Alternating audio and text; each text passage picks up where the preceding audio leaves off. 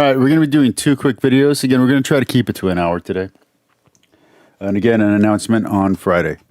All right, let's get into it. Here we go. That's his perspective. That's what he's communicating here. And he's saying the Christian conscience cannot conclude that a person who breaks the law in this manner come out very forcefully against the Trump administration, against J.D. Vance, on the question of immigration that he wrote in a letter to the bishops of the United States of America. Pope Francis has taken the time out to write a very, very formal letter to the bishops of the United States, weighing in on the question of immigration policies with Trump, and also the recent controversy. By the way, for those who are surprised by anything the Pope said, you really shouldn't be. And for those who think it's controversial that a lot of conservative, both evangelicals and rad trads, are coming out against the Pope, that shouldn't shock you or surprise you either. They would hate the Pope no matter what he said. So just take that into consideration. Controversy surrounding J.D. Vance and some comments that he made about the Ordo Amoris, as it's called, the Order of Love, which certainly relates to the question of immigration. Pope Francis has come out explicitly refuting J.D. Vance's position, which is somewhat awkward since J.D. Vance identifies as a Catholic, and now the MAGA Catholic needs to stop being a thing. Just be Catholic. You don't need any hyphenations outside of Catholic Christian.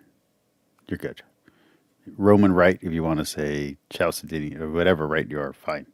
But you should just be a Catholic.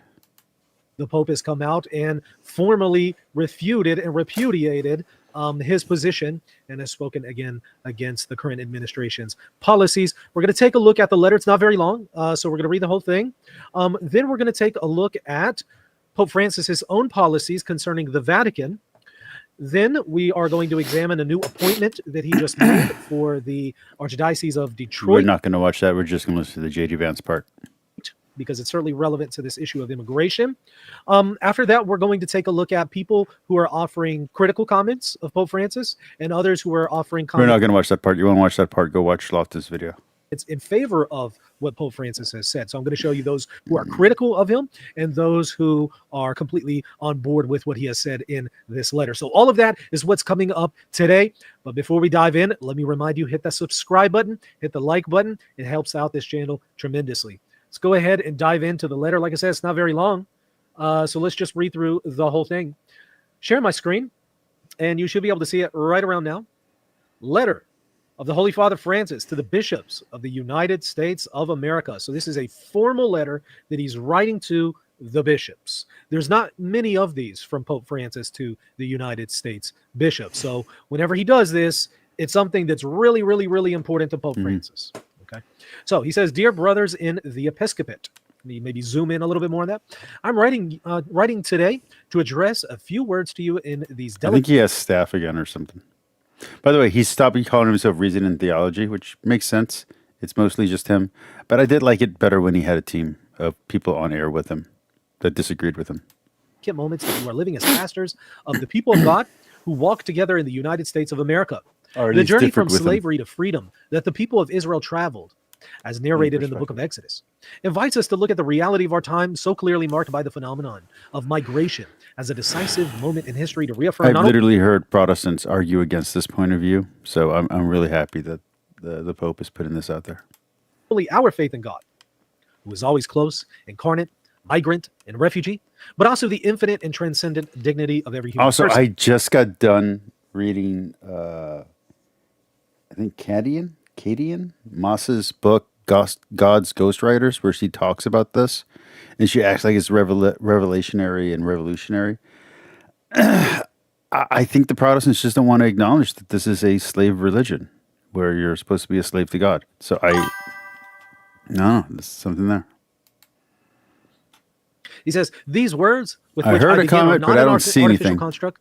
Even a cursory examination of the church's social doctrine emphatically shows that Jesus Christ, the true Emmanuel, he did not live apart from the difficult experience of being expelled from his own land because of an imminent risk to his life, and from the experience of having to take refuge in a society and culture foreign to his own. Just quick question. When Jesus did that, was it illegal? I don't know. But something to consider. The Son of God, in becoming man, also chose to Where's live the the widget? drama of immigration. I like to recall, among other things, the words with which Pope Pius XII began his apostolic constitution on the care of migrants, which is considered the Magna Carta of the Church's thinking on migration. Pope Pius XII says, the family of Nazareth in exile, Jesus, Mary, and Joseph, immigrants in Egypt, and refugees there to escape the wrath of an ungodly king, are the model, the example, and the consolation of immigrants and pilgrims of every age and country. Is he getting fat again? I think he's getting fat again. All refugees of every condition who It besets happens. by persecution, or who, beset by persecution or necessity, are forced to leave their homeland, beloved family, and dear friends for foreign lands. So Pope Francis now continues. Likewise, Jesus Christ, loving everyone with a universal love, educates us in the permanent recognition of the dignity of every human being without exception. So Pope Francis believes this is an issue of human dignity. In fact, he says, when we speak of infinite and transcendent dignity, we wish to emphasize that the most decisive value possessed by the human person surpasses and sustains every other juridical consideration that can be made to regulate life in society. Thus, all the Christian faithful and people of goodwill are called upon to consider the legitimacy of norms and public policies in the light of the dignity of the person and his or her fundamental rights, not vice versa. Pope Francis continues, I have followed closely the major crisis that is taking place in the United States with the initiation of a program of mass deportations. So he's saying he's following the situation very closely, which is surprising to me because I've always been under the impression that Pope Francis is not very well in tune with what is going on in the world or even in the United States. But he's saying, Well, he doesn't care about what's going on in the United States. It's not his focus. But this is bothering him. at least on this particular issue, he's been following it very closely. He says, the rightly formed conscience cannot fail to make a critical judgment and express its disagreement with any measure that tacitly or explicitly identifies the illegal status of some. America is just one of a lot of countries. And the rest of the world doesn't have to focus on us. I think it's stupid that we always think they have to. I want us to be number one, sure, but other countries don't have to think we're number one. We just have to be number one. They don't have to agree with us. So I think it's weird that we're always shocked when people don't care about what we're doing. They shouldn't. Let them live their lives the way they want to. They're not American. Migrants with criminality. Did you hear that? The rightly formed conscience, he says, cannot fail to make a critical judgment and express its disagreement with any measure that tacitly or explicitly identifies the illegal status of some migrants with criminality. So he's saying, even though they came to the United States illegally, they're not criminals. Now, a lot of people are going to push back on that and say, well, by definition, if you're breaking the law, if you're doing something illegally, you're a criminal. Now, whether or not you should be prosecuted for that crime, different question. But by definition, if somebody breaks the law, that would make them a criminal. But what he's saying is, no, even if you break the law, you're not a criminal. Well, he's saying that it's a bad law. That's what you're missing. Just like disobeying a bad command, or illegal command, if it's an illegal law or a bad law or an immoral law, you have to oppose it. Okay, that's his perspective. That's what he's communicating here. And he's saying the Christian conscience cannot conclude that a person who breaks the law in this manner is a criminal. He says, at the same time, one must recognize the right of a nation to defend itself and keep communities safe from those who have committed violent or serious crimes while in the country or prior to arrival. That said, the act of deporting people who in many cases have left their own land for reasons of extreme poverty, insecurity, exploitation, persecution, or serious deterioration of the environment damages the dignity of many men and women and of the entire families and places them in a state of particular vulnerability and defenselessness. So he's saying, people who have not committed violent crimes but have come here illegally because they're trying to escape extreme poverty and issues of exploitation and persecution, those people should not be deported, he says. He says this is not a minor issue. An authentic rule of law is verified precisely in the dignified treatment that all people deserve, especially the poorest and most marginalized. The true common good is promoted when society and government, with creativity and strict respect for the rights of all, as I have affirmed on numerous occasions, welcomes, protects, promotes, and integrates the most fragile, unprotected, and vulnerable. This does not impede the development of a policy that regulates orderly and legal migration. However, this development cannot come about through the privilege of some and the sacrifice of others. What is built on the basis of force and not on the truth about the equal dignity of every human being begins badly and will end badly. He continues, Christians know very well that it is only by affirming the infinite dignity of all that our own identity as persons and as communities reaches its maturity. Christian love is not a concentric expansion of interest. Now, listen to this, because this is a part where he's explicitly attempting to refute J.D. Vance, a professed Catholic, the vice president of the United States, who has come out and spoken of Christian love and the order of love, ordo amoris, as it's called in Latin. He has recently spoken about this and how the order of love, first of all, obligates us to love those people who are immediately around us, then our neighbor, and then in a broader scale. And this is That's actually an inversion of what it actually says, so he gets it completely wrong. actually something that goes back to Thomas Aquinas. Some argue it also goes back to the Bible. So now, because of that controversy, J.D. Vance was trying to point to that, to note that, well, first of all, First, we should love our enemies. Then we should love our neighbors. Then we should love our family. And lastly, we should love ourselves. And most importantly, we should love God above all. our duties are first and foremost to our own and then to others. He was trying to point that out. A lot of people were in favor of what he was saying. Others were pushing back against it. Now Pope Francis is going to push back hard against J.D. Vance and is going to attempt to refute him. So here's what he says. Christians know very well it's only by affirming the infinite dignity of all that our own identity as persons and communities reaches its maturity. Christian love is not a concentric expansion of interests that little by little extend to other persons and groups. In other words, the human person is not a mere individual, relatively expansive, with some philanthropic feelings. Rugged individualism and American exceptionalism or American individualism are considered sins inside the Catholic Church. Just FYI for those that don't know. Rugged individualism is considered a sin in the Catholic Church. The human person is a I'll say subject it a third time. Rugged individualism is considered a sin within the Catholic Church. who, with dignity, who, through the constitutive relationship with all, especially with the poorest, can gradually mature in his identity and vocation. The true ordo amoris, there's the term that J.D. Vance used, so it's explicitly clear Pope Francis is putting J.D. Vance on blast. The true ordo amoris that must be promoted is that which we discover by meditating constantly on the parable of the Good Samaritan. Right. That is, by meditating on the love that builds a fraternity open to all without exception. So that is what he's saying in response to J.D. Vance. Some might argue it doesn't properly interact with his position or with the doctrine to begin with. Others are cheering this on and are completely in favor of it. I do wonder what J.D. Vance is thinking at this moment. I certainly imagine it's quite awkward being a professed Catholic and having the Pope come out and undermine you in this kind of way, in such a very formal way. All right, he continues, but worrying about personal, community, or national identity, apart from these considerations, easily introduces an ideological criterion that distorts social life and imposes the will of the strongest as the criterion of truth. I recognize your valuable efforts, dear brother bishops of the United States, as you work closely with migrants and refugees, proclaiming Jesus Christ and promoting fundamental human rights. God will richly reward all that you do for the protection and defense of those who are considered less valuable, less important, or less human. I exhort all the faithful of the Catholic Church. So now he's addressing all Catholics. He exhorts all Catholics and all men of goodwill not to give in to And women. narratives that discriminate against and cause unnecessary suffering to our migrant and refugee brothers and sisters. With charity and clarity, we are all called to live in solidarity and fraternity, to build bridges that bring us closer together, to avoid walls of ignominy, and to learn to Ignominy. give our lives as Jesus Christ gave his for the salvation of all. Ignominy. Let us ask Our Lady of Ignominy. Guadalupe to protect individuals Ignominy. and families who live in fear or pain due to migration and or deportation. May the Virgin Morena, who knew how to reconcile peoples Guadalupe. when they were at enmity, grant us all to meet again as brothers and sisters with her embrace, and thus take a step forward in the construction of a society that is more fraternal, inclusive, and respectful of the dignity of all. Fraternally Francis from the Vatican on the 10th of February, so Brotherly. released yesterday, very formally written, like I said, as an actual letter of the Pope to the bishops, numbered here Okay, with we're a good nice there. numbering system, formally signed off by the Let's see what else we got.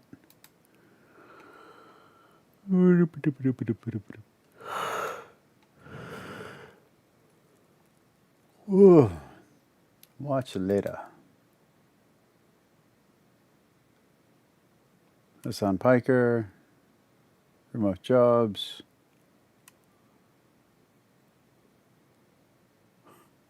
I kind of want to watch that one, but not right now.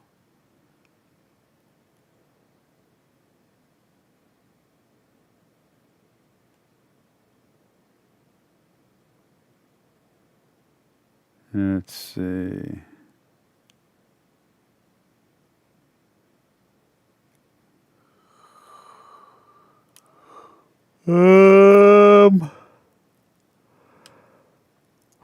I kind of want to watch this one. Let's watch a little bit of this, and then we'll watch a little bit of that one, and then we'll be done for the night. Beep. Are you done? Yum lemmy. Are you done, lemmy? If you hear any noise in the background, it is my pigeon. He is a little pigeon named Belok, and he is a magnificent pain in the ass. So my apologies in advance. All right. Hello. Welcome back to yet another wonderful afternoon with me. I'm filming this on the first day of the spring semester. It was fun. It was nice. Anyway, I think I had a pretty great first day. I think everyone else did too. So that's always fun. Always good to get back into the professor fit and get back into that good learning. Good to be on a I really should have gotten a degree in something. I got all these books. What am I doing with them? normal schedule again too, and actually like wake up at a regular time. Christ. But hello, welcome. We've got some fun stuff to talk about today, mostly with these thick, chunky text right here. Before we get into all that though, if you are new here, welcome. Hello, my name is Sara Streisand. I am a Christian witch and educator, as you now know. No such thing as a Christian witch, just by the way. Oxymoron. We'll get into that later. Right now, let's enjoy her self-contradictions, and let's see where she's going. A content creator, a writer, all these many different things, and also a Christian witch. And me and my friend Mimi wrote this book right here, which you can grab pretty much anywhere you can find a book. Let's just call it Heresy. There you go. Amazon, my website, anywhere like that. But this book right here, if you haven't already checked it out, is a wonderful one-stop shop that quite literally is like the opening door to anything about Christian witchcraft. If you heard that term and you said, what the hell are you talking about Christian witchcraft? This book pretty much gives you the 101 overview. I've also written other books like Where the Gods Left Off, and also some fantasy works like The Glass Witch and its sequel, The Wraith Queen. And you can find, of course, that and all my content and a whole lot more on my page. So if you have not already, do in fact go ahead and hit that subscribe button, like this video, and ring the bell if you want notifications for whenever I post. And remember, you can also join my Patreon and get all of these videos 2 weeks early and ad-free, which is pretty cool. I feel like I should start dressing sharper for these videos. It's just where I live, it's always 100 degrees or higher, so I don't want to dress up. But I feel like I should like wear like a little jacket or like a little button-up shirt or something. Although I'm a little chubby, so like, and I have muscles, so like wearing a shirt that fits well actually makes me look a little fat. I need to wear a shirt that's a little tighter, and it's not comfortable. It's not as comfortable, you know? I will say. Moving on aside from all of that, yes, in fact, we are here to talk a little bit about this book. And also, Actually, I have that book. It's a good book. I guess technically, this book, because it is all Can't see what it says. one and the same there. But when it comes to the Bible, a lot of people have a lot of questions about it. They'll ask things like, The Jewish annotated. do I need to read the Bible as a Christian witch? Am I not allowed to do anything until I start reading the Bible? How do I read this thing? How do I make sense of all of the stuff going on in here? How do I reconcile with the absolute wild narrative that is playing out in front of me on these pages? Because let me tell you, it gets a little rough. Okay, there is some trouble in paradise at times with the old story of the Bible, I'll tell you that. And so today's just a bit of a shorter video, a little shorter conversation on my honest advice for how you might start getting into the Bible. So let's address some of these questions. So first question, do I need to read the Bible to be a Christian witch? This is one of those questions that's just kind of like, it sounds maybe a little counterintuitive when you hear it, but actually it does make a lot of sense for folks to ask this, because there are so many denominations of Christianity where people really aren't encouraged to like actually read the Bible, but more just to kind of follow along with like whatever sections that their pastor or priest is putting up, whether it be in liturgy or, I don't know, just on whatever it is, the non-liturgical denomination. So I don't enjoy when academics call liturgy or prayer spell work. Like, it just, that pisses me off. It's literally not that. So her using Christian and witch together is another one of these places where I'm just not comfortable. I don't like it. It's not correct. It's improper language. It literally goes against what the Bible teaches. But let's hear her perspective. Let's see how far we can get. Nations want to talk about that week. I don't know how they do their stuff. But you know, every week, of course, you will see some scripture, right? If I look at the Episcopal lectionary calendar, they're going to have those specific ones and those specific chunks, and they usually have some relation to like the time of year that we're in, right? So right now we are, I believe, in Epiphany. So right before Lent, right after Epiphany, we are now here in this part of the story of Christ. Once we get past Pentecost over there in the spring, that's when we start getting back more to the Old Testament, the story of the people of God, right? So there's all that kind of stuff going on, and it's very nice and it's very fun. But obviously, you won't really get the full story if you're only relying on, like, the occasional snippets you get from liturgy. You know what I mean? So Liturgy goes through the entire Bible in a 3-year context, so you will if you pay attention. And if you do daily liturgy, even more. If you do daily liturgy and daily prayer, which is practice, you'll get even more. So, yeah, no, you can get the Bible by doing Liturgy of the Hours or Book of Common Prayer, whatever it is, and doing your daily Bible readings and doing your weekly Bible readings all together, your Sunday and your weekdays. You'll be fine. You'll get there. oh, yes, when it comes to being a Christian witch, of course you want to read the Bible, because that's quite literally your entire basis for even I'm beginning going to be a married bachelor. to get This to is know the happening. character of God. And if you don't know the character of the God that you claim to follow, it's going to be really easy to have other things try and sneak in and pretend to be him, and you won't be able to tell because you don't have any knowledge of who he is and is supposed to be to begin with. I mean, just think of like any show or book that you really like where you're really attached to the main character. If someone says, yeah, I love that character, and they start describing a completely different character that's not even in that book, because they never read that book that you love so much, with the character you love so much, what do you even do? You can't have a conversation, you can't do anything functional with that because they don't know about the book and the character. Likewise with magic, I mean, you really want to know as a Christian witch, as a Christian alone, but especially as a Christian witch, who are you talking to? Right? We remember these scriptures over here where they tell you to test the spirits, discern the spirits. Paul also mentions discernment as one of the gifts of the Spirit. If you never actually investigated the character of God, you're going to have a hard time pinning down who. You shouldn't be looking at the Jewish interpretation if you're going to try to have a Christian interpretation. If you're going to go Christian mysticism, which is, I'm assuming, is what you're calling Christian rich. If you're going to go into mysticism, you have to go with the Christian understanding. Otherwise, it's Jewish mysticism, and that's a completely different subsect. Completely different. Just, they're not the same. It's like saying Islam and then talking about Safis and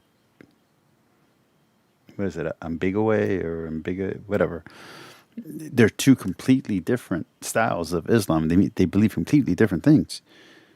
Jewish mysticism and Christian mysticism are not connected. Tangentially, in the past, they both have similar origins, but they're not the same thing. Who it is you're actually talking to at any given point.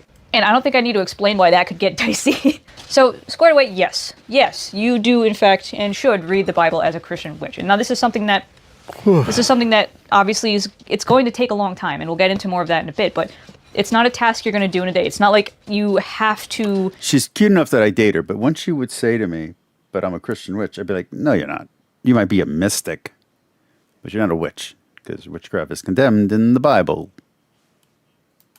Know the whole thing in and out perfectly in order to consider yourself a Christian at all, never mind.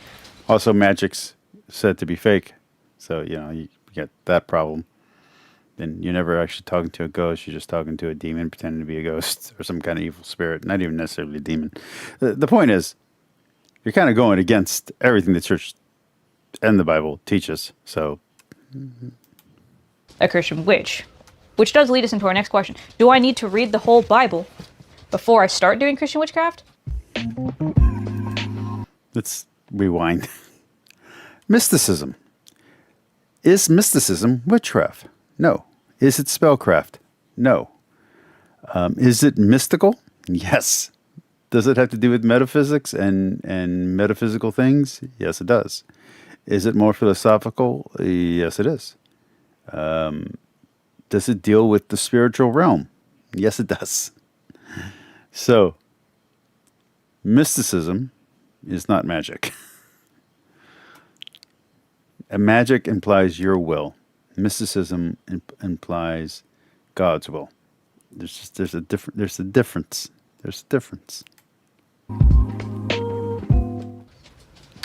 I would say no, not any more than you would need to read the whole Bible first in order to be a Christian, right? There are some basics you should know.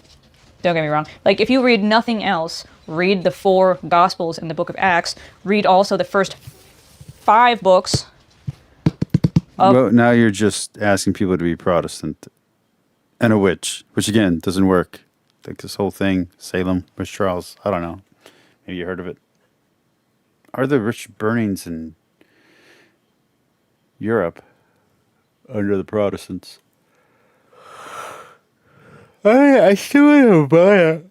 I still want to get a copy of that book on witches. Of the what we call the Old Testament, it's actually the Jewish Bible. What Christians call the Old Testament is just the Jewish Bible. Obviously, Jewish people don't have the New Testament, which probably makes it pretty weird that I'm holding up a book called the Jewish Annotated New Testament. But this is just Jewish scholars looking She's just full of contradictions and paradoxes today.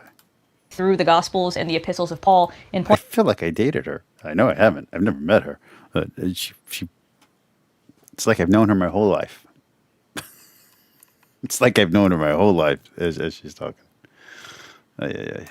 pointing out, like, hey fam, all of this stuff is rooted in this. You can't quite fully grasp or appreciate this if you don't know this. So these are scholars going through bit by bit and explaining how a lot of stuff. You're kind of missing the Apocrypha. Now I'm doing it. You're kind of missing the Deuterocanonical books.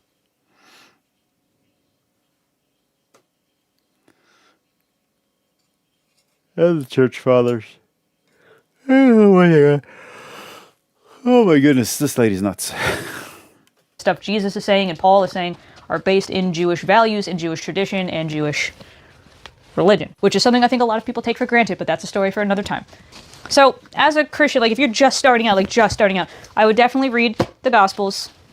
In fact, you can even read just one. That's definitely something you could do in like a day or two. Just read the Gospel of Matthew. And if you're feeling real spicy, the Gospel of John. That's a good starting point to understand like what is going on with Jesus and all that later, right? Once you're finished with those Gospels, maybe take a look at the first 5 books of the Bible, like Jewish Bible, Old Testament. Genesis, Exodus, Leviticus, Deuteronomy, Numbers. Those are the first 5 here. And really, you can get a good sense of what's going on just with Genesis and Exodus. If I'm being totally legit, like you can get a pretty decent grasp of what's going on. You still read the whole thing, but if you need to have a crash course in like God and Jesus, Gospel of Matthew, maybe Gospel of John, Genesis, Exodus. There you go. You can read that in like a week or 2. You can do that. That's fine. She's just touching the most mystical books in the Bible. I'm surprised she's not recommending Enoch, but okay. But of course, again, the reason you want to know those before you start Christian witchcraft is so, again, you can get that character of God. So that when you feel a Now you can know exactly why you're going to hell. presence come around, you can hold what you know from this up to it and say, does this match? Is this energy I'm feeling at all? I'm a sinner. Okay, I sin all the time. Lust is one of my sins. So is wrath.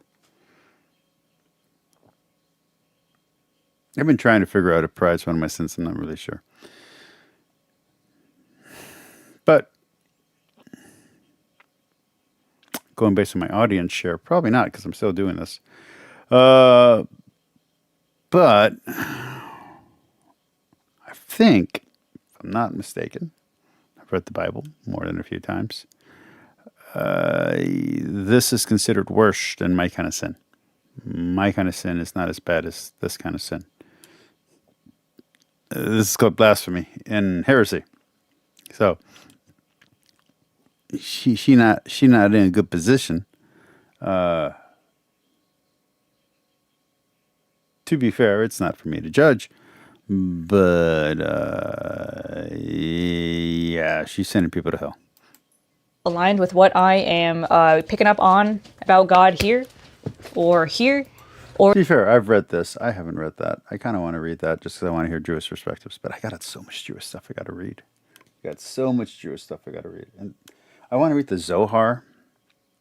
I can't find an English translation of the Zohar, at least not a complete one.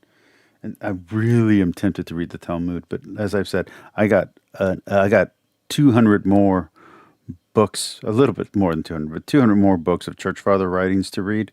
So I'm not going to buy this right now because I got a long way to go, and I got a whole project that I'm going to do, and I got maybe a new job that I'm starting. So yeah, this is a lot of stuff. Or is this something so out of left field that I don't even want to engage with it another second? And of course, also, I'm not kidding. I'm kind of in love with her. Like seriously, like there's something about her that's very ex-wifey, ex-girlfriend, ex-best friend.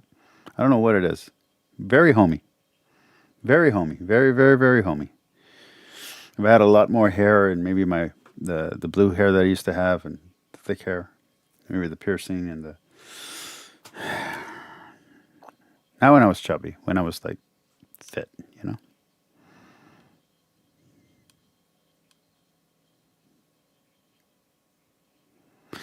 Ghost Spider becomes Spider Woman, but it's always called Spider Gwen in the comics.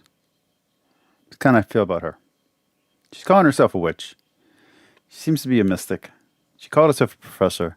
I don't know if she has any credentials. Scam artist? I don't know. This is kind of interesting, though. This is fun. I'm really saddened there's not a larger audience because this is an interesting thing, and I don't know if her channel is popular or not. Let's see, where's she at? She probably has more. Oh yeah, she's got 3,000. I got nothing. Yeah, she's doing great. when we talk about the Bible, as you can see, it's kind of massive. This is why I should be a heretic Jewish and like Study just Bible saying things people want to hear, and then I get famous. alone, this is Gotta like keep saying over the truth. Yeah. 1,000 pages. And the New Testament really kind of comes together in about 400 pages. And this isn't even including the Apocrypha, which is a whole separate tome of this series that I have over there. There is so much of the Bible. And this is definitely where I'm Is there a saying Jewish commentary on the Apocrypha? start small, but remember and endeavor to continue reading the entire thing. So I'm, in fact, as you can probably guess from the tabs, I'm kind of going on a bit of a journey myself, you know, like rereading this whole thing and really picking up on certain things, especially the more I learn and grow as a Christian witch, the more books I read like that's these, so much money. the more I just want to revisit things in the Bible and go back to all these scriptures that they reference, you know, in the God of old, in misquoting Jesus and magic and Christianity and all these places and see exactly what it is they're talking about. And there is something to be said for the fact that the more you read the Bible, the more you get out of it, right? Just like say when you're watching a movie, when you watch it for the first time, yeah, you get the story and that's really cool. When you watch it a second time, there are some extra things you don't notice that now you do notice because you know what the ending is. You can kind of see now how the ending relates to this scene that you didn't quite understand before. The more you watch the movie over and over, the more of these little details you notice, the more of, you know, the complexities you notice, the more of the foreshadowing and character development you pick up on. And the same thing happens with the Bible. The more you read the Bible over and over, the more you're like, Yeah, the third, or I think it was the third time, could have been the fourth time I read through the Bible. And I was trying to read through the Bible straight through. It gets complicated how many times I read it because eventually I started getting into liturgy and other stuff. For safety reasons, I just say 7, but that's kind of a placeholder number. It's probably a lot more. But let's just say the first 3 times I read the Bible, the first time you don't really get a sense of everything. And you forget a lot because there's just so much. There's so much book. There's so many books within the book, and there's so much time between, not just between when you're reading, but I mean like between the events. I would say you should read, if you're going to read the Bible consecutively, I would say at least 3 times before you're really grounded. If you're going to read it like once every few years, I think every 5 years you should read the Bible. If you can't commit to that, once every 10 years. But I definitely think you should never go longer than 10 years without reading the whole Bible because it's so dense and so compact that you'll forget things. So yeah, it's good. It's good to go back and reread it. like, oh, interesting. I didn't notice that before, but that is a very interesting scene. And reading it in order is best because when you read it in order, roughly chronological, but let's just say when you read it in order from beginning to end, and you include the Apocrypha stuff, the Deuterocanonical stuff, it just everything makes so much more sense, and you're like you know exactly what's going to happen. And I know you know it because you read it, but like you know it because like the way the story is building tells you exactly what's going to happen. To quote Miss Moss, order does matter. Reading Secret, that's a very interesting bit of mysticism we can pull out of that, right? And so, I'm as you go on and I'm telling you, continue- she's confusing witchcraft with mysticism, and she's a heretic right now. But you pull her over into mysticism and get rid of all the magic bullshit, and get rid of the superstition. I mean, perfectly savable soul. Perfectly savable. Continue reading, this is definitely where we have to talk about how to read the Bible. Interesting heresy. I'm going to debunk myself as a project going forward, where I'm going to watch my old videos and redo them, especially as I won't say that now, but after I do a certain thing, there's going to be something I'm going to be doing. So, like, again, announcement on Friday. Now, this is a place for a lot of debate, honestly. There are many different ideas of what the Bible is and what it means and how everyone should view it. Personally, I like my opinion of the Bible, which is it's the record of the Jewish people's understanding of their relationship to God. That's what I like. I like that one. That's how I like my interpretation. From multiple different denominations, right? So, do you think she's single? Do you think my...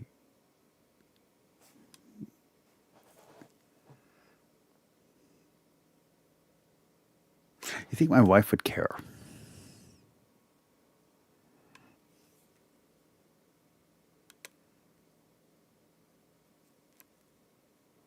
I'm not married in the church, so I mean, technically, and she's technically a Christian, heretic, whatever.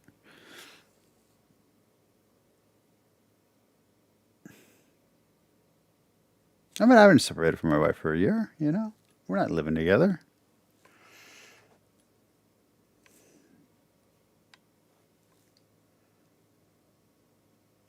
What sucks about me making this joke is that now I have to tell my wife that I made this joke, and that's going to be a fun conversation. there are some denominations that go super duper hard, and they're out there insisting that the Bible is the infallible, unchanging, never altered, perfect, and pure Word of God. And then there are other... Honestly, I got a tiny crush, just a little one. It's not Dawn style, okay? It's not Dawn. It's.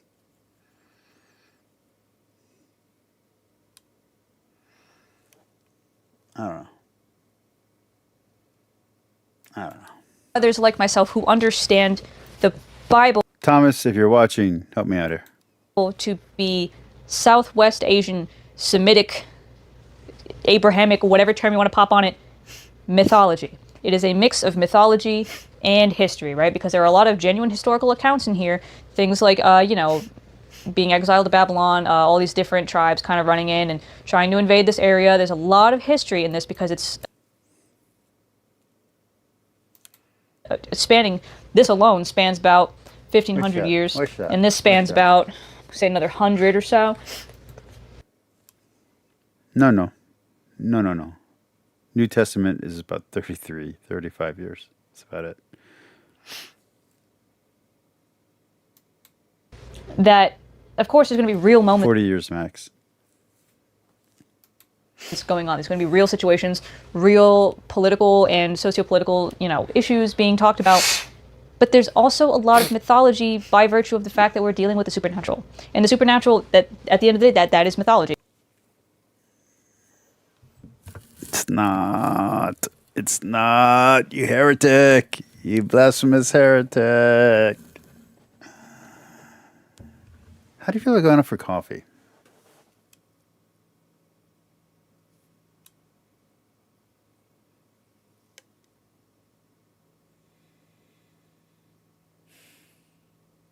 Discord date? Nah.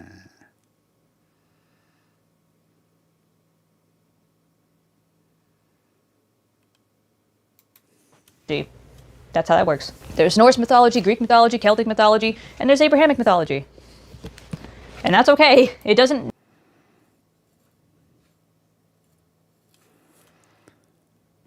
Say it with me now. Heretic blasphemy. necessarily make it untrue. And this is something that we really need to recognize, that very much across many different cultures, especially ones like Greek, like Norse. If I get divorced and it turns out she's not married, no, because there's no way we're ever going to meet. It's just heartbreaking.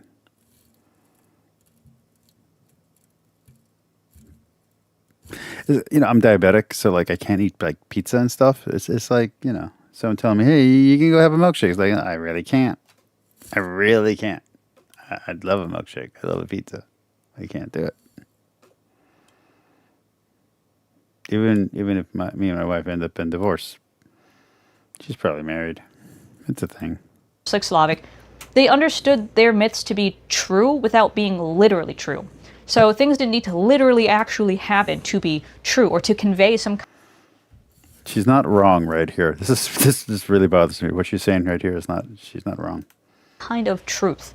And that's the way that I look at the Bible. It's capital T truth, by the way. Well, there's a lot of things that we even maybe have consensus didn't actually happen. For instance, the whole, fleeing from Egypt thing in Exodus. A lot of scholars are starting to say we have absolutely no reason to believe that actually happened. The Egyptians have no record of it. If anything, it might have been the other way around. It might have been Semitic cultures coming into Egypt and causing trouble. Who knows? It very well, could have been just like folklore. No, they still would have been kicked out afterwards. That's okay. We don't really have any You're already a heretic, so it doesn't matter what you get wrong at this point. record of Moses existing. We can't find any archaeological. How do you feel about witch trials, or let's say the Inquisition? They cashier the faith, still around. Just saying. Are there any Protestant witch hunters? Ooh, that's something. Now I'm curious. Now I'm like, are there current modern day Protestant witch hunters? Oh, I'm curious. I don't know. I didn't know if Vasselman did it. No, I do it. I don't like it. Well, this is okay. That's okay.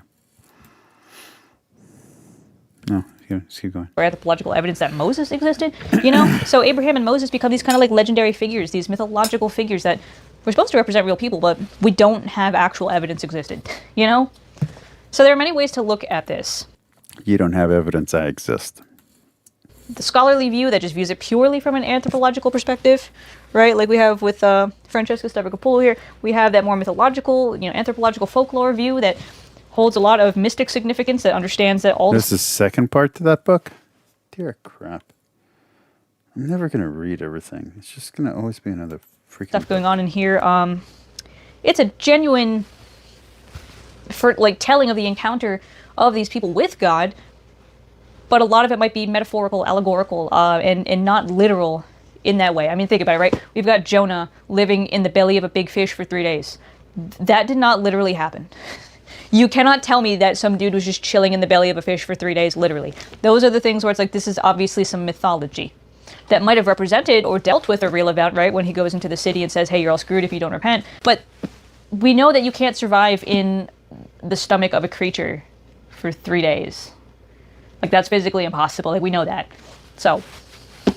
But first, so when it comes to reading the Bible, you have to decide how it is you want to look at the Bible. You have to decide what the Bible means to you, what it is. Again, for me, this is an awesome, user manual to the character of God. This is an awesome user manual for magic. I mean, in this are the Psalms. Dog it, you get this so wrong. Why? And the Psalms are amazing for The Psalms are prayers. Prayers, not spells. quick spells because they are songs. Pendeja. Pendeja. And poems that make excellent cantrips. Cantrips being spoken or, just kind of written spells or charms that don't require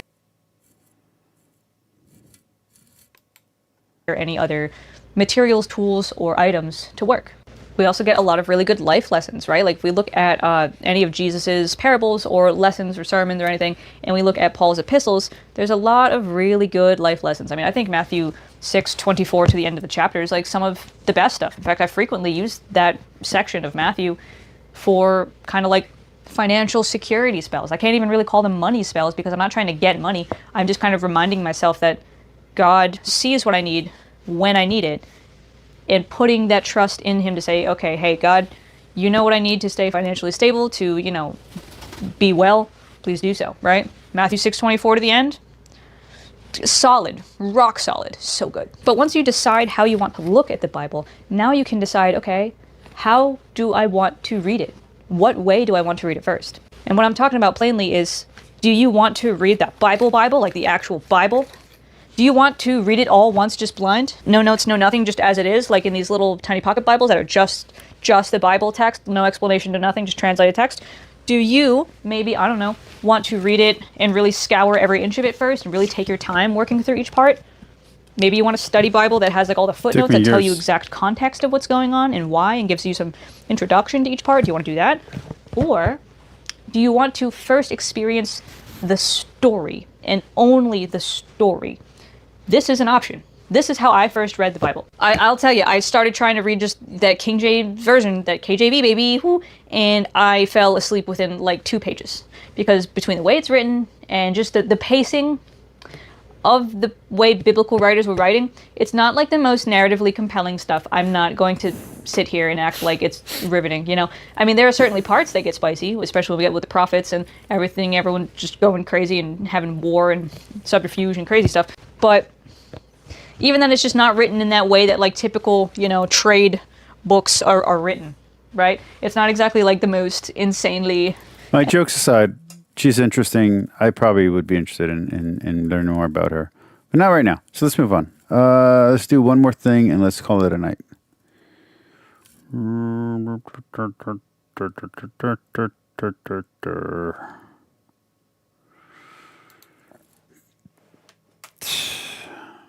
I think this guy's a little bit boring. I want to give you some thoughts on why evangelicals are wrong.